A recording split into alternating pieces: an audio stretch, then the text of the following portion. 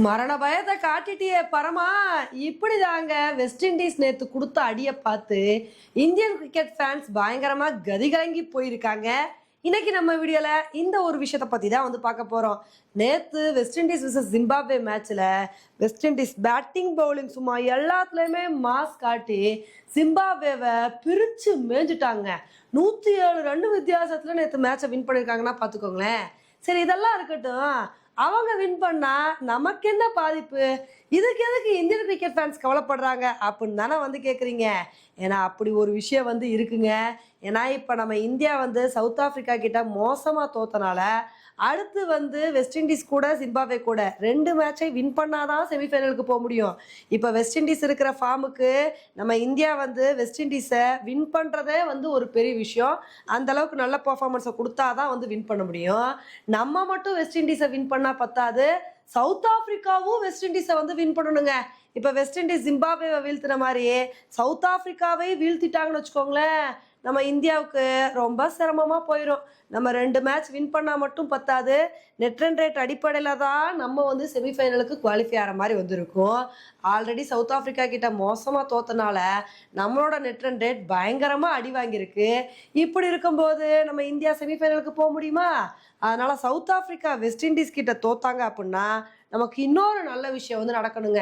என்னன்னா south Africa west Indies கிட்ட மட்டும் தோத்தா பத்தாது, சவுத் ஆஃப்ரிக்கா ஜிம்பாப்வே கிட்டையும் தோக்கணும். அடுத்த 2 மேட்ச்ல சவுத் ஆஃப்ரிக்கா தோத்துட்டாங்கன்னு வச்சுக்கோங்களேன், நம்ம இந்தியாவுக்கு கவலையே இல்லை. நம்ம அடுத்த 2 மேட்ச் வின் பண்ணி நம்ம ஈஸியா செமிஃபைனலுக்கு போயிட்டே இருக்கலாம். ஆனா இதெல்லாம் நடக்கிற காரியமா? சவுத் ஆஃப்ரிக்கா இப்ப இருக்கிற ஃபார்முக்கு அவங்க போய் ஜிம்பாப்வே கிட்ட தோப்பாங்களா? அதனால இதெல்லாம் நம்ம இந்தியாவுக்கு சாதகமா நடக்கிறது ரொம்ப கஷ்டம். நம்ம இந்தியா யாரையும் டிபெண்ட் பண்ணாமல் செமிஃபைனலுக்கு போகணும் அப்படின்னா நமக்கு ஒரே ஒரு ஆப்ஷன் தாங்க வந்து இருக்கு. நம்ம ஜிம்பாப்வே கூடயும் வெஸ்ட் இண்டீஸ் கூட வின் பண்ணணும். வின் பண்ணால் மட்டும் பத்தாது, பெரிய மார்ஜின் வித்தியாசத்தில் வந்து வின் பண்ணணும்.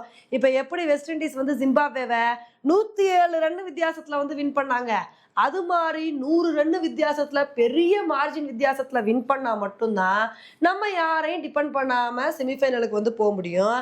அப்படி இல்லாம சும்மா ஏதோ வின் பண்ணணும்னு வச்சுக்கோங்களேன், அதுக்கப்புறம் மற்ற டீமை டிபெண்ட் பண்ணுற மாதிரி வந்து ஆயிரும். இப்போ இதையெல்லாம் பார்க்கும்போது தான் நமக்கு ரொம்ப கவலையாக இருக்குங்க. நமக்கு இந்த நிலைமை தேவைதானான்னு சொல்லி.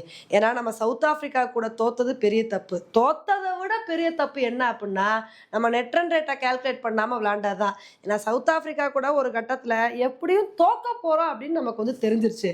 அதுக்கப்புறம் வந்து என்ன பண்ணியிருக்கணும், எப்பா தோக்குறது கூட இருக்கட்டும், நம்ம வந்து நம்மளோட நெட் ரன் ரேட்டை வந்து காப்பாற்றிக்கணும், நெட் ரன் ரேட் அடி வாங்காத மாதிரி வந்து விளையாடணும்னு சொல்லிட்டு அதுக்கு தகுந்தாப்புல நம்ம இந்தியா வந்து விளையாண்டுருந்தாங்கன்னு வச்சுக்கோங்களேன், இவ்வளோ தூரம் மோசமாக நம்மளோட நெட் ரன் ரேட் வந்து ஆயிருக்காது.